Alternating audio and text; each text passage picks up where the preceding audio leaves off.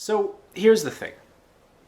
We live in an increasingly polarized culture.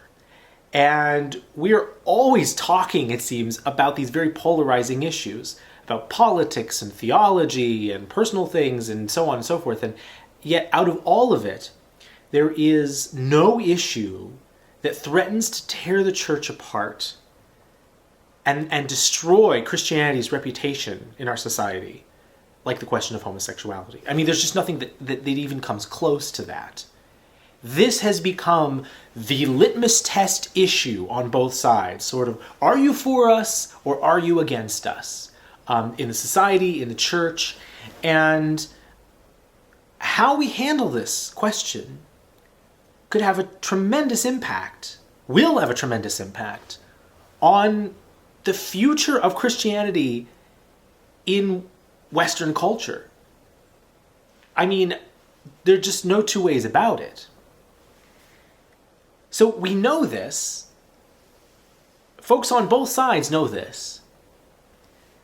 And what's happened is some churches have responded to this by saying, okay, we're gonna talk about this issue all the time because this is the issue. This is the issue. We've got to draw our line in the sand because this is the issue. And so they talk about it so much that it just becomes more and more and more and more divisive, and it takes focus off of the gospel. But then you've got other churches who respond to it by saying, well, look, this has become a very divisive issue. This is very polarizing. So we're not going to talk about it. And then you've still got people in those congregations going, hey, this issue affects my life. I need some guidance here. I need some support. Can we talk about this, please? So what's needed is a way to talk about these questions in a way that is biblical, that is not divisive, not polarizing, that is not just about biblical hermeneutics and politics and all the things we often talk about when we talk about homosexuality, but is in fact about the people. You know, like the mother I met who had been a committed Christian her whole life, and then her son came out to her, and she always believed homosexuality was a sin, but here's her son saying, I didn't choose to be gay, and she's torn about what to do about this and how to respond. And people like her need their church's support, and they're not getting it. So Torn is a book about how this issue is tearing us apart and why, and what we can do about it. This is a very practical book about what we can do, and it's a very personal book about the lives of the people who were impacted by this issue.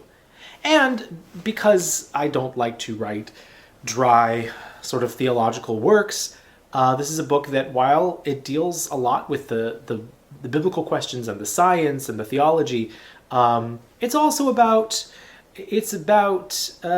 pop culture and movies and Christian video games and beer commercials and all kinds of things that provide, I think, interesting insight into this question for us today and how we deal with this as Christians. So ultimately, Torn is the book that if you and someone you love cannot agree on this issue, this is the book that you buy and you read it and then you give it to them and then they read it and then you can actually sit down and have a conversation.